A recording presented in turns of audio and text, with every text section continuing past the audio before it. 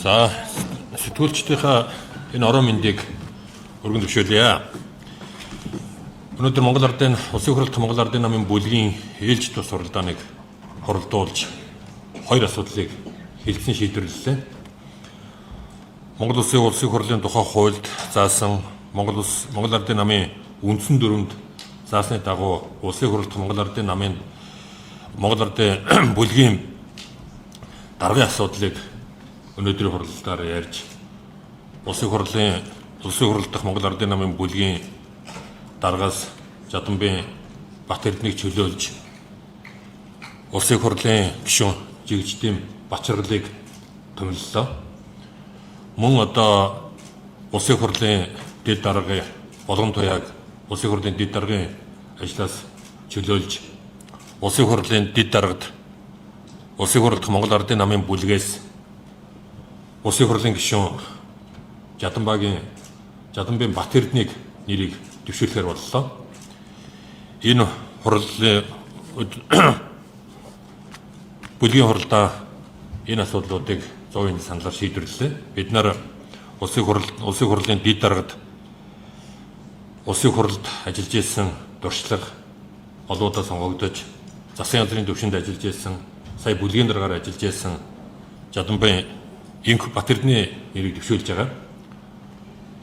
Энэ бас нийгмийн эдийн засгийн амаргүй цаг үед Улсын хурлын удирдлагын төвшөнд олонхын бүлгээс нэр дэвшин сонгогдох дэд даргаыг бол бид нар олон талаас нь ярьж байгаад Бат Эрдэнэ дарга дээр тогтож ингээд намын удирдах зөвлөлд өнөөдөр хуралдаж энэ асуудлуудыг хилцэж бүлэгт удирдах зөвлөлөөс дүрм заасны дагуу Улсын хурлын хуулийн дагуу энэ одоо хоёр нэр дэвшигчийг хойдон ин оруулж ирэх бүлгийн гишүүдийн одоохын саналаар шийдвэрлэгдсэн гэдгийг та бүхэндээ хэлье.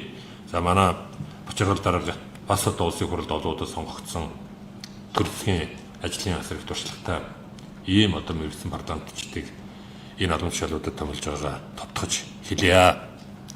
За энэтэй холбогдуулж өнөөдрийн одоо хэвлэлийн хуралд манай бүлгийн шинэ даргаар сонгогдсон Бачрал дарга за олонхын бүлгээс Улсын хурлын дэд даргад нэр дэвшүүлж байгаа Бат Эрдэнэ дарга за бүлгийн дэд дарга Ариун Заяа, бүлгийн дэд дарга Болормоо, бүлгийн дэд дарга Утганбаяр за мөн одоо Монгол Ардын намын удирдах зөвлөлөөс байгуулагдсан ажлын хэсгийн хаалгач Улсын хурлын гишүүн, засгийн газрын гишүүн болсон Хүрлаатар гэсэн ийм бүрэлдэхүүнтэй оролцож байна. Өнөөдрийн бүлгийн хурлаар энэ асуудлуудыг эцсэн шийдвэрлэгдлээ. Асуулт байна уу? Улсын хурлын даргын асуудлыг хууль заасан хугацаатай. Тийм учраас Улсын хурлын даргын асуудал цаашдаа явах бах. Ер нь бол бас нийгмийн эдийн засгийн гэж үүсэж байгаа нөхцөл байдалтай холбоотой улсын төсвийг батлах цаг хугацааны шаардлага байна. Улсын төсвийг 11 сарын 15-ны дотор бид нар батлах ёстой. Улсын төсвийн хилцүүлэг их хурл дээр явж байна. Тийм учраас одоо олонхын бүлэг удирдлага зохион байгуулалтынхаа арга хэмжээг шуурх хавчтай яарчлан хэрэгжүүлж энэ улсын төсвийг батлах за нийгмийн эдийн засгийн одоо тулгымцсан асуудлуудыг шийдвэрлэх чиглэл рүү анхаарлаа хандуулж ажиллах ийм чиглэлийг бас бүлэг дээр ярьж шийдвэрлсэн болохыг хэлье.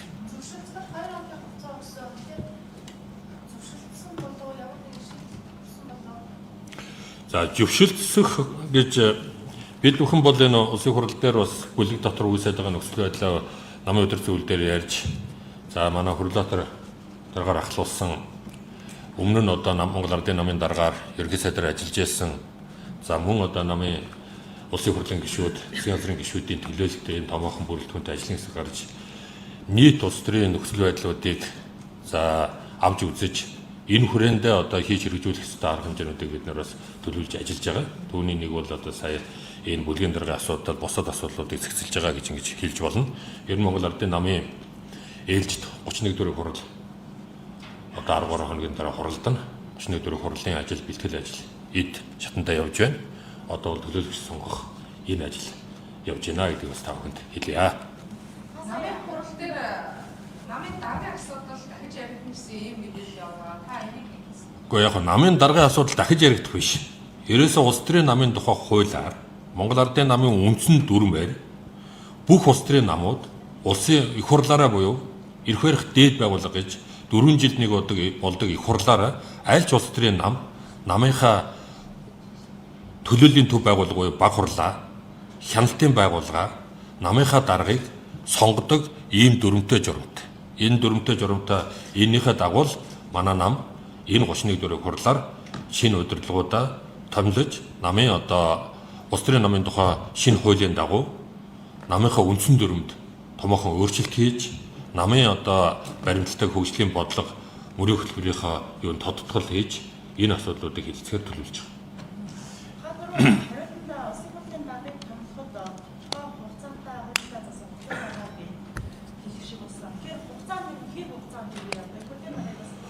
Улсын хурлын даргыг улсын хурлын тухай хууль, үндсэн хуулинд олонхыг бүрдүүлж байгаа намаас улсын хурлын дарга, парламентын даргыг сонгодог ийм заалттай. Өнөөдөр 126 гишүүнтэй парламентод Монгол Ардын нам 68 суудалтай олонхыг бүрдүүлж байна. Энэ хүрээнд манай бүлэг одоо ингээ бүлгийн шин дарга удирдлагууд томилогдсон учраас дараагийн асуудал бол шатраатаа шийдэгдээд явна гэдгийг та бүхэндээ хэлье. За баярлалаа.